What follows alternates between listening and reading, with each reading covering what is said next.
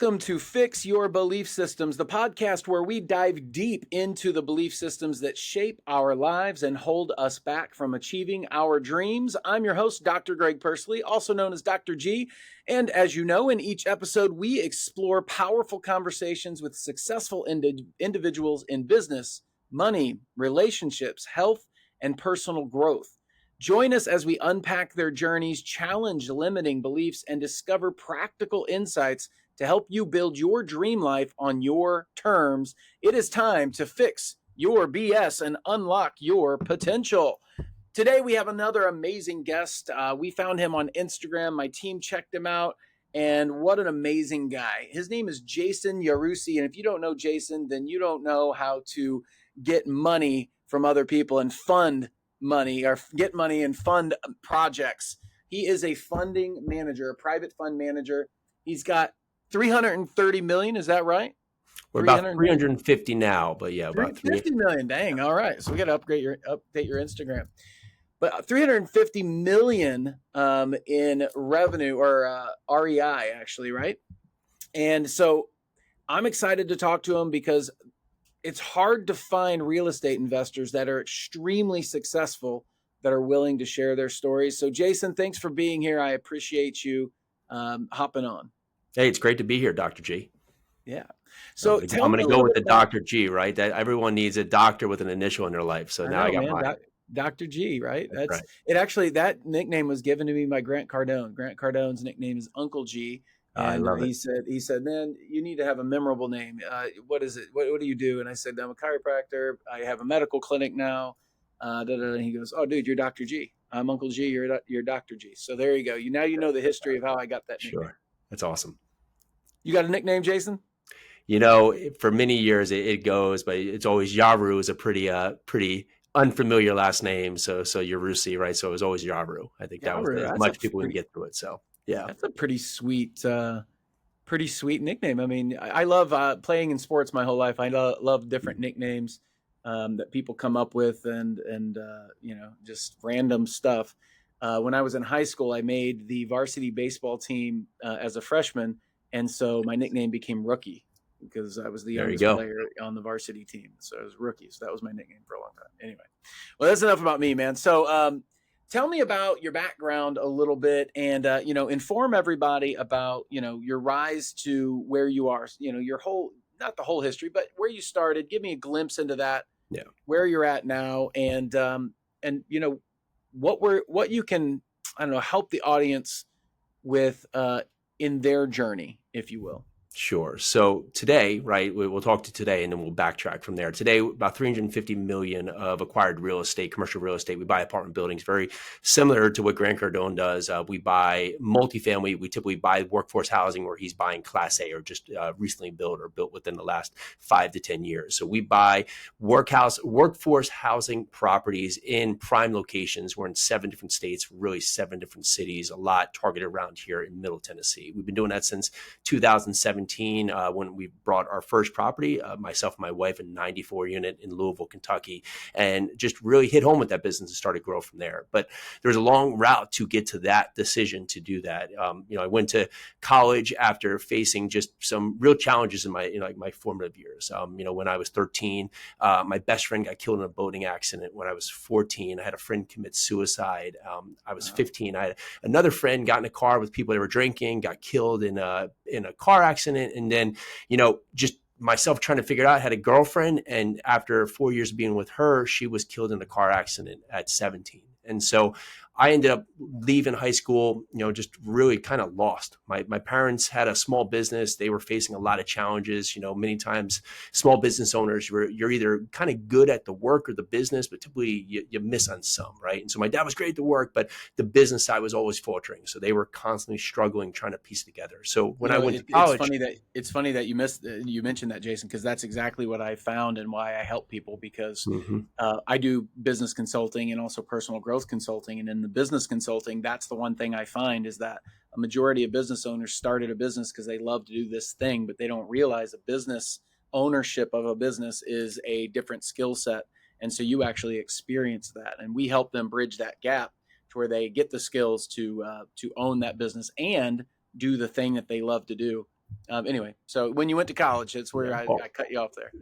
What's funny about that is, so I've known a lot of chefs over the days, right? And people are always good at cooking, right? And someone recommends, oh, you're such a great cook, you should open a restaurant, right? And that's usually the first falter right there, is that they open this restaurant because they have this love of cooking, but then they get slammed in the face because they start failing as a business owner because they know how to cook well, but they don't know how to run the business, right? And so you can equate that to all different levels of business, right? So, getting back to this, I went to college, I was lost, didn't really have any motivation, just kind of felt dejected. Had a girlfriend at the time. Her mom suggested I should just do a degree in business, right? Business and finance. And that was really how I was making my decision. She was like, you're good at numbers. Why don't you do that? Right. And so I wasn't really making very straightforward decisions. Well, end up, I leave college, right? I graduate. I moved to New York City. I was living in New Jersey at the time and just had no motivation to go into anything finance related. So the next thing was I started working in bars and restaurants. And from there, did that for a number of years, almost a decade, where I was working in bars and restaurants. But what I found was that I just wasn't satisfied in my life. I wasn't satisfied with the results I was getting, right? I wasn't healthy. I was in, having just negative responses to everything I was doing. I was in bad relationships and everything was just continuing to compound. And then lo and behold, one night I was leaving, working at one of the bars. It was like 2:30 in the morning, and riding my bike across Manhattan, and out of nowhere, I got hit by a car. So here I am. I get taken to the hospital. Get a pin in my wrist. I think I have a broken shoulder, stitches in my chin, back of my head. I'm just a mess. And I finally get out of the hospital in a day or so. And all I'm thinking about is like, man, I have to get back to work so I can make rent. And there was a pause where it was just a moment where I took a glance at really everything I was doing and everything I was saying. And I was like, okay, hold on. You're doing all this chaotic stuff. You hate the results you're getting, and yet you're complaining about it. So either you have to stop complaining about all the results because you continue to put yourself in this position, or just do something different. And, probably It's a funny lot of people. though. A lot of people, and sorry to interrupt them there, but Sure. a lot of people they realize that, or they realize they're not happy and that they're not where they want to be in life, but yet they continue to do the same things. Yeah. They don't take the moment to say, I'm going to switch this up. And obviously, there's a lot of fear involved in doing that. So, how did you get to that place where you said, "Hey, I'm going to go ahead and do this no matter what. I'm going to switch and go in this new direction."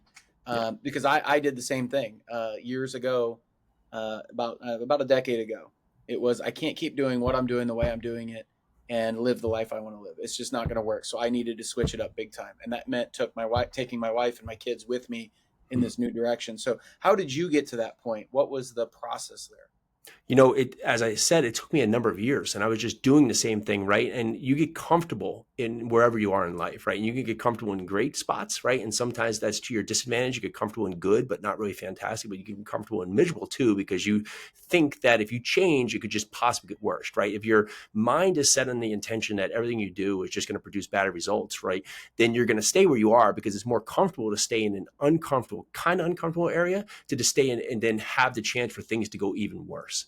So at that point, I got back to my apartment. I was dating a girl, and she was just not a great one for me, right? She was so angry at me when I got back, she was just screaming at me. And I was like, I'm just fed up. And I just left and took my bulldog, right? And so I walked out and I was like, all right, I'm just doing something different. I don't care, right? And at that point, when you get to that point, you say, well, what should I do? And that's probably why a lot of people don't change, because they just don't know what to do. And my point was like, I'm just going to do the opposite of what I'm doing. That's all that came to my mind. Just do the opposite, right? So stop staying out late and drinking, right? Start getting up at a set time every morning. Start working out again. Start actually reading some books or taking in some positive information. I remember leaving school and being like, I'm never going to have to learn anything again.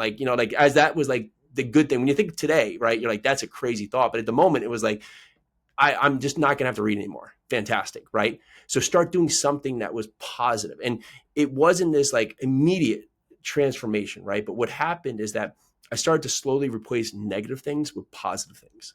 And 1 day to 2 days to 10 days to 30 days to 2 months, what started happening is a lot of the negativity was being forced to the perimeter, right? To the outside, because I was starting to fill myself with more positive life aspects, right? Mm-hmm. And so I went from working at the bar, I got enough of the gusto to say, okay, I can do something outside of this. So I opened up my own bar, opened up a restaurant, opened up and sold a brewery, and started to really move in momentum in that way. And then instead of saying life was against me, I started looking at things in a positive way to say, okay, well, instead of, oh, why is me, like, what's next? And so Hurricane Sandy happened. I was in New Jersey at the time. That decimated hundreds of thousands of homes on the East Coast. And my dad's small business, right, where I was talking about earlier, well, his business is really dedicated to lifting and moving buildings. So his business overnight went from doing like 12 projects a year to having about 1,000 phone calls a day. So my little brother and myself, my now wife, who was my girlfriend at the time, we moved to New Jersey, and we helped dad scale up from these, really seemingly a couple jobs a year to about 350 jobs a year. So just exploded that business and did that for a number of years. But what I found between that and the restaurants and just bars was that everything I was doing was transactional. And these are these lessons I was learning. Okay, if I want to get back to control of my life, I had to find a way to control the day. Because right now, if there was 25 hours in a day, I could use them because all I was doing is I had to be there present at the job for have some kind of revenue related task to happen. Right. If I'm not there serving a drink, I'm not getting money for the drink. If I'm not there doing a construction job, I'm not getting money for the project. But So that's where most people live, though. They live in the security, the false security of I'm going to go in and do this thing, and I'm going to get a paycheck for it.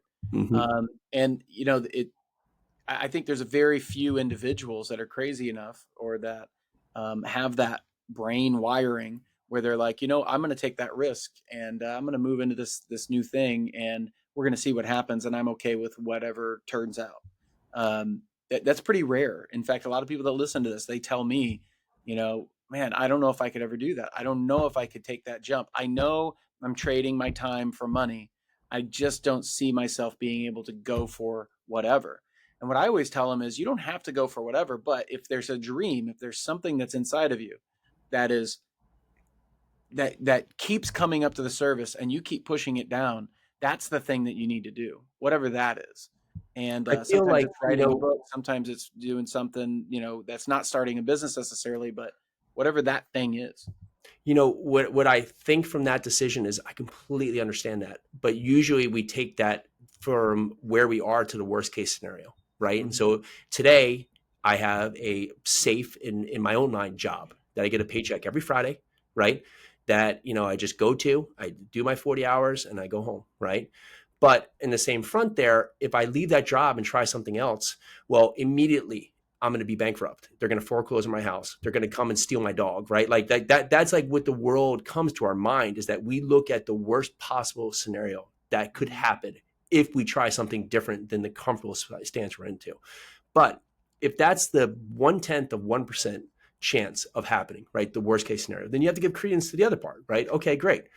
1/10 of 1% in the positive, right? You leave your job, you finally sit down and you write that book that you've been dying to write because it's going to be helpful. That book becomes a bestseller. Next thing you know, you're on all kinds of talk shows. Next thing you know, you're speaking around the world, right? Then that's the 1/10 of 1% to the positive. Well, somewhere in the middle is going to be where you're going to land. But if you get outside of where you are, you find your mind starts opening up to the just all the possibilities. If you can look at the positive with the negative, but we're so trained and so conditioned, just look at the negative, right? What we do right now, if we change it, it's just going to get worse. Well, typically, no. It's typically never going to be. Very, very rarely we're going to see something fall off the cliff because you're trying something different. But even if things don't go to plan, you still have the possibility to go back to that job. So great. Okay. You can always go back to the job. But are you going to be very happy in 20, 30, 40 years when you say, you know what? I thought about writing that book, but I decided it was too risky. No, you're going to be absolutely upset yourself because you never put yourself out there to just see what was possible. In my groups, we call that the rocking chair test. So take a rocking chair test. Look at yourself when you're 80 years old, 90 years old, and you're sitting in your rocking chair in your front porch, and you look back at your life and you say, I wish I would have blank. I wish I could have, or I should have blank. What you do is you imagine yourself as that person and you write down all those I wish I should have, wish I could have, and you start planning for them now. You start taking action on them now. That way, you never end up in that position. I know 100% I will never be in my rocking chair going, man, I wish I would have traveled to blank. I wish I would have written that book. I wish I would have started that business. I wish I would have talked to that person. I'm like, there's no fear. Eventually, we're all going to be dead anyway, right? So whatever. Just Yeah. put it out there, see what happens. And more often than not, what I found is good things will come about. And if it doesn't go the way you think it will go, at least you learn something, which is a good thing. So I tend to look at, everything and say, it's probably not going to be as negative as what most people think it's going to be. And I move forward anyway. And you typically don't need more than you have right now to go out there and try it. We always want to think, well, if I just take that one more class, or if I just do this one next thing, right? Or I get so much money in the bank account, all it's just needed is just for you to go take that one step, right? And you just need Yeah. to take that first step to start. We usually think like, I've run a lot of long distance races, right? And I've run 100 miles. And, if I was to go my first 100-mile race, but like I just have 100 miles to go, my mind would be like, forget it. We might as well just give up now, right? But what I trained myself to do is I started to run 6 miles every day. I'd run longer distances on the weekend, but 6 miles every morning, right? No matter what it was. My ankle hurt, my ear hurt, I was sick. It was 2 degrees out. It was 150 degrees out. I would just run 6 miles. So I knew when I got into that race, all I had to do was just complete the first 6 miles. And then I got there and said, okay, we're here. We're at the aid station. Okay, what do we do now? Let's just run the next 6 miles, right? Okay, let's just do that. You got there. Okay, let's just run this next 6 miles. And every time I got to that next 6 mile, I just say, okay, where do I have to go now? I just have to go to another 6 miles. And it might get tough, right? In your life, it might get tough. And you might just say, well, let me just run another 300 feet. Okay, great. When I want to quit, I might say, okay, that's fine. It's tough right now. Well, let's just run to the bridge. And if you're still telling yourself you want to quit at that time, then we can have a real conversation. But let's just get there. When you get to that next step, you've just got yourself over the hill. Then you run another 4 miles and you've got to that next part and you have that conversation. Then you run the next 2 miles and lo and behold, you're at 100 miles completed over a series of just long, short distances that you just created this mile marker for you to go. And that's you and your goals. Your goal comes and you're usually by the time you get to your goal, you're so far past that goal that you don't even realize you're there because you've grown in a person, you've grown in everything you wanted to do, right? And you've accomplished so much in your life that by the time you get there, it's just the next step. Usually what happens is people see these goals as when I make $1 million or when I write that book, that everything in time is going to stop and it's going to be perfect. No, it's just going to be that day that you accomplish that. And then the next day starts. And then you'll have that next thing you have to go over. So look at the goals as ways to set up mile markers to get there, but know the goal doesn't transform you or make you who you are. You are who you are, and you have everything you need to accomplish what you want. But you just have to take that first step because that first step gives you usually 4 different directions you go. The first is you are completely in the wrong direction. Okay, at least you took one step and not 50, and you learned in one step. Okay, so turn around, go the other direction. 2, you're kind of in the right direction. So you say, okay, this is kind of good. What do I need to learn from this to pivot? Or 3, right? You're on the right path. And you take all the energy you have and you put it behind you because now you know you have momentum. And that leads you on the path to the second, to the third, to the fifth, to the 50th, and going from there. But the 4th step is the most important, is that we forget that not taking any action is still a choice, right? We've chosen to not take any action. And that is worse in most cases than going the wrong direction because there's no lesson there. You don't know what you haven't learned because you've decided in your own front to take no action. That's exactly right. That's exactly right. In fact, we talk about that in my groups or in my consulting as the happiness isn't in the end result. It's not in the goal. The happiness is movement toward that end result or that goal. So every little step you take toward it is where the happiness actually resides. I was working with this guy one time and he wanted a Ferrari. And I said, why do you want a Ferrari? And he said, oh, because they're just awesome. And that's a sign of success. And I go, yeah, but specifically, like, where did that desire come from? Like, where did it start? And he thought for a while and he's like, when I was a kid, we used to go to book fairs in my little grade school. And I remember seeing this picture of this Ferrari and I wanted it. And I took my money and that's what I bought. And I bought this car, this picture of this Ferrari. And I put it in my room. And that's, that to me was success. It was that person made it. It was a cool, awesome sports car. And I was like, okay, so have you ever sat in a Ferrari? Have you ever experienced one? And he's like, no. And I said, so your assignment for this weekend is to go to a Ferrari dealership and go sit in one, go test drive one, go feel the leather, go like experience it. And he went to a place that is not, it's a couple 100 miles from here, but there's a bunch of different dealerships all together. Generally they are, you got the Aston Martin, you got Ferrari, you got Lamborghini, all of them are there together. And on our next call, he's like, I found out, I said, what'd you learn? He goes, I found out I don't want a Ferrari. I want an Aston Martin. And I was like, so what if you had just held on to that because you'd never experienced it and you worked so hard and you ended up getting a Ferrari and you're like, this really doesn't hit the mark for me. How devastated would you be? You get to the goal that you thought was going to be your dreams, and you're just like, it's not as cool as I thought. That's why I always tell people, envision yourself, but also if you can go experience it a little bit, go experience it. So have you ever done that where you're like, oh, I wanted to see what it felt like to fly first class or whatever. And you're like, I went ahead and did it. And what was the end result of that for you?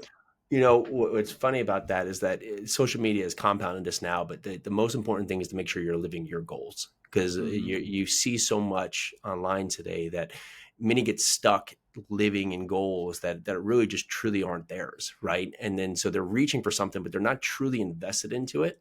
Where it's So like the idea of it yeah, and it's the they idea, don't but they're not really, fully committed because it's not really their goal. They kind of saw it, but they're not like all in, right? Because it's not their goal. And so what happens is they never reach it, and it must not be for me. Well, it wasn't your goal to start with, right? You were just picking that goal, right? And I hear this a lot in our space for real estate. People will say all the time, I just want to buy 1,000 units. And you're like, and you're like, okay, why? Like, why that number? Why a why that thousand? number? It's just a number that's been set out there, and everybody says, I want to get to 1,000 units. You're like, okay, well, you break down and you look at it like, what are you trying to do? What are you trying to accomplish? Like, oh, we're trying to get this much revenue to cover this much expenses so we can basically live for free, right? Because our cash flow for that.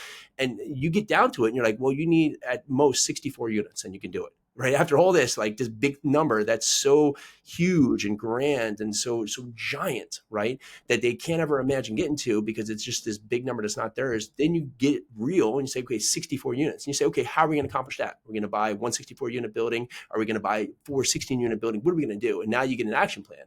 And what happens? They start creating and accomplishing a goal. Yeah. And for myself, many times what I found in mine is that I started doing different things in real estate, right? To find where multifamily was. So when I left, the construction job, we were still running the business, helping dad grow. We got dad to retirement. Fantastic. But I knew that I did not want to do that. I knew and saw the struggles for everything there. So we started doing what we thought was the next step, which was this blue ocean of real estate, which is just a million different things. We started flipping homes. We started doing high end. We started doing wholesale. Started doing Airbnb. Started doing long term, say out of state investing, and each of those things we were trying them out. But we were trying the space to say, okay, this might be the space we want to go into. And we were doing fine with it, good enough, but not great. So we kept asking, like, where's the space we need to be able to accomplish our goals, to get to our revenue part, our net worth goal, right? Be able to get our time. We could build a team that can help us control these properties and grow. And finally, one day I came on a podcast and someone was talking about investing in large apartment buildings. And I was like, those are all the pieces I've been looking for. Right. And so everything we use from learning and how to do different aspects of real estate gave us the understanding for what we didn't want to do, but how to grow into that space. And so we went all in learning that space, how to understand, underwrite, find the market, grow the team, put together the business plan, go out there and find investors. And we went all in that space. And that led us in 2015 and 2016 to put together the model of where we wanted to go with this plan to buy the 94 unit in 2017. I think a lot of times people mess up because they look at the short term instead of the long term. In today's society, it seems like everybody wants everything now. They want to lose weight now. They want to be rich now. They want whatever. They want everything now. And I did that for a little while too. I thought, if I just work harder and take more action, then I'll get there quicker. And that's not really the case. You have to think in that long term plan. And once I started doing that, I started to see that, there's this big goal out here, but as long as I'm taking small steps towards that goal, that's where I'm excited and I'm happy. That literally, that process went with a student of mine. Literally, she goes, hey, I need 250 clients. And I'm like, well, how many do you currently have? She's like, 83. I was like, well, that's a huge jump. That's a big number. There's a lot of distance there. I said, so what's your real financial goal? And she told me the financial goal. I said, so if we increased your students by 10%, your collection per student by 10%, and how long they stay by 10%, you'll hit that financial number. She went, no way. And I did the math and she goes, 10% is all? I don't need 250. I'm like, you don't need 250. You need 10% increase in those three elements.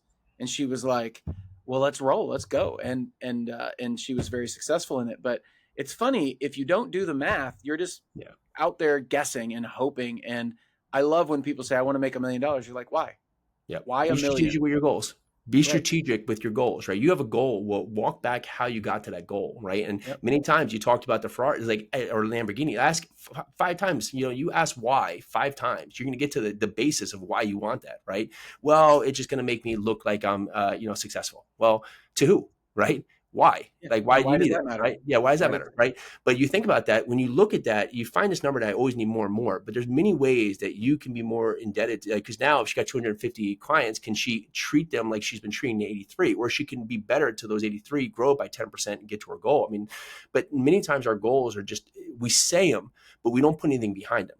Right. It's like, you think of anything, like you typically you're looking into like going to figure out how to buy the house that you want to live in. Right. You put work into that. Right. But you think about the spouse you want to be with, right? The person that you want to marry, right? You think behind that. You the car you want to buy, you think behind that. But your goals, you just throw them out there. No real thought behind them, right? And they just magically, I should have this goal, because the hardest thing is you want to commit to the goal. But Yeah. where we don't commit to the goal is because we're fearful that we won't hit the goal. So we don't want to put the homework behind it just in case it doesn't go right. That we can say, oh, we didn't put that much time and effort into it. But if And you it don't is, put that much isn't time that and effort to funny? it, then you're not Because going to get it, yeah, right? right. Isn't that funny? Because if you don't even go after it, you're never going to hit it anyway, right? Correct. That's what you were saying. That's Yeah. so funny why that happens, but how that happens. But I think we worry about what other people think way too much instead of just going after what we believe is right for us. Yeah. Um, how do you get over that fear? How do you What's move the forward? good saying out there? We're always worried, like in our 20s, we're worried what everybody else is thinking. In our 30s, we stop so much worrying about what other people are thinking. In our 40s and 50s, we realize nobody has time to think about us, right? And Yeah. that's pretty much life, Nobody was right? thinking about you in the first place. Everybody's so busy. There, I mean, if you think the last 2 years has been more information created than the entire history of the world before that, right? And so you think about that, how much is happening to people in every day? I mean, Hmm. how many alerts you're having? You're saying like all the text messages you're getting in like 2 seconds, right? Like you think about that before we start the podcast, like there's just so much happening. People are so involved. They have their life, they have their work, they have their kids. They don't have time to be thinking about you and your choices, right? You need to be worried about your choices, and you shouldn't be worried about their choices, right? You want to be helpful and kind for them. You want to support them in all their ways, right? But you have to really do yourself the service of helping yourself first, because if you can't help yourself, you're not going to help other people. So the whole point is just turn it back on you. Be aware of how you're showing up and just own it, right? And own how you're showing up. And if you're worried about what people are thinking, well, turn it back on yourself. Okay, am I showing up as the person that meets my goals? If the person that meets your goals got up early, stayed in the office to the last person, made all my kids, like football or soccer games, made 50 calls before lunch right there, went out there and read an autobiography every month. If that's what that person should be that meets the goals, am I doing any of those things right now? If the Yep. answer is not even close, okay, well, we shouldn't worry so much about other people. We have a lot of work to do on ourselves right now. So where do we start? Yep. That's awesome. I always tell people we do a 90-day challenge and we talk about you're 90 days away from changing your entire life. And Yeah. most people don't realize if you identify what your dream life is, which we do a reverse, what's it called? A reverse plan, basically from the end. We say, look, what does your dream life look like? And let's line it out. What's your dream car? What's your dream house? What's your dream whatever? What does that look like to you? What's your daily dream? And once we put money to it, it becomes a lot more real. And you realize how close you really are to your dream. Like Hmm. when my wife and I did it, we put ridiculous things in there that we thought were ridiculous. And we found out that if we have passive income of $23,000 per month, we can live literally like kings and queens. It was ridiculous. I'm like, we can do anything we want. So literally over the last decade, it was let's get to that 23 grand of passive income per month. Huge. And as we approach that, it's getting more and more exciting of like, we're going to be able to take that world cruise that we wanted to take and not have to worry about it, like it'll be producing. But the first step is we like get your vision of what you want, put it to numbers, pull it back to where you are. And then you say, okay, what inspires me that it gets me excited that I can move toward that. And it's not that complicated really, Yeah. but I think it's funny because we don't tend to focus on those things. We tend to focus on what we're currently doing, whether we like it or not, because we feel trapped in it. And so I would really challenge everybody to do that, just to say, what would my ideal life be if I really wanted it just like I wanted it? Yeah. Don't put any negative thoughts into it. Just literally let it flow. What does that look like to you? You'd be surprised what comes out of you. The goals, when they become actionable, become real.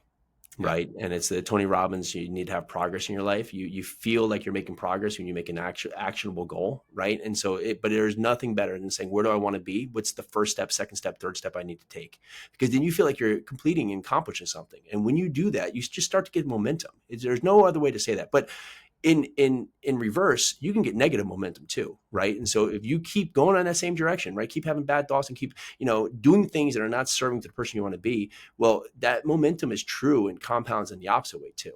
So you need to be just self-aware about being proactive towards your goals, right? And there's no time to wait, right? Like you think, oh, I always like this picture of this couple who's like 70 years old with their first trip in Venice, and they're like in the gondola and they're like passed out sleeping, right? While the guy's like Yeah. this beautiful day, and the guy's like taking them down because they're so exhausted, right? And it's just that point.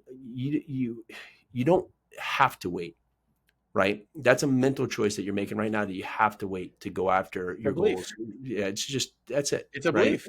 Yeah, and make I those can't have actions. it because I'm not worthy, or I don't 100%. have the money, or whatever. It's just a bull. It's BS. Yeah, It's and just I'm BS. not worthy. I mean, yeah, it's 100%. Like that's another thing that people believe. I'm not worthy. To who, right? To who?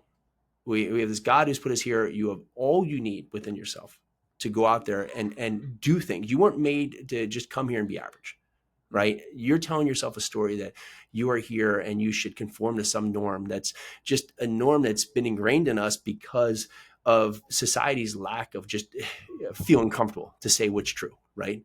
We can all have the greatest life that we want. But it's not, if you don't have the greatest life right now, doing the same thing over and over again is not going to just magically one day create the greatest life, right? And usually we put our energy into that goal, is that when I get to that goal, then my life will be great. Well, no, the actions, 99% of the time, it's the actions. To think that the day you get the goal, that everything's going to be happy. Well, if you weren't happy the entire time, the goal is not just going to make you happy, right? You're going to just be miserable at the goal, saying, man, this didn't fulfill me. And then what are you going to do then? Right. Great So immortal. understand that the process is where all the work is, right? That's You right. have to be understanding that it's not going to be easy. So you're not going to just be magically, all sunshine and rainbows every day where everything's just fantastic every single day. But if you understand that you are working to your goal and you do things that help you feel like you're making progress, and you do actionable tasks that's intentional each and every day, you're going to get farther and farther. It's like Grant Cardone, you spoke on earlier, his 10X book, right? You set a 10X goal, right? You might not hit the 10X, but if your goal before was 1X and now you're at 6X, well, that's sure a lot better than 1X, right? You hit the 6X. Yeah, because the goal doesn't. That's not where your happiness lies. Man, you've had some really great nuggets, and I'm telling you guys, always, always, always look up my guests on Instagram, because they always have great insights. You can just go to Instagram, type in Jason Yarusi, or you can just click on the link that my team has in the description. Jason, it's been an absolute pleasure listening to you, man. You've got some really great insight. Loving it. Any final statement that you'd like to say to everybody listening to this? Anything that that you'd like to hit home? Dr. G, has been great, man. Thanks so much for having me on. I would say fill your day with kindness. You can always control that. Look at what you can control versus what you can't control. Get that out of the way so you can stop worrying about the weather and all these other things you're letting them mess up your day, right? And just smile. It resets even in the hardest day. Just smile. And when you do that, what happens? Your mind resets, everything resets. You can just take a pause. You can think of things proactively, and you can just enjoy where you are. That's awesome. Well, thanks, Jason. I appreciate you. Everybody, thank you for tuning in to this episode of Fix Your BS. I hope you've gained valuable insights and inspiration to challenge your own belief systems. If you're ready to take the next step and join the Fix Your BS community dedicated to your personal transformation, check out my coaching group by clicking the link in the description, where we will work together to build your dream life. Remember, the only thing standing between you and your goals are your beliefs and your actions. So let's fix them. Until next time, keep believing in yourself. And as always, I'm here to help you fix your BS. Boom. All right. Thanks, man. I really appreciate you. Awesome. Thank you. Really great insight on all those. That was